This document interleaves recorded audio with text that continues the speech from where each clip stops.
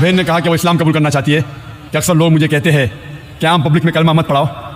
Police officer ने कहा, politician ने कहा कि बड़ा मजमा है, लाखों की तादाद है, अगर नहीं पढ़ाएंगे तो बेहतर है। लेकिन इस देश हिंदुस्तान का कॉन्स्टिट्यूशन है कि इस देश का हर नागरिक, एवरी सिटीजन ऑफ इंडिया, उसको हक है कि वो कोई भी धर्म का पालन करे और उसका प्रचार करे।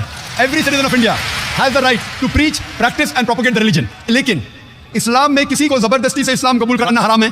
में कुरान में लिखा है, सूरह बकरा सूरह नंबर 2 आयत नंबर 256 में, ला इकराह फिद्दीन, कि इस्लाम के दीन में कोई जबरदस्ती नहीं। ये देश में मुमानियत नहीं है, इस्लाम में मुमानियत नहीं है, तो मैं कैसे रोक सकता हूं आपको इस्लाम कबूल करने से?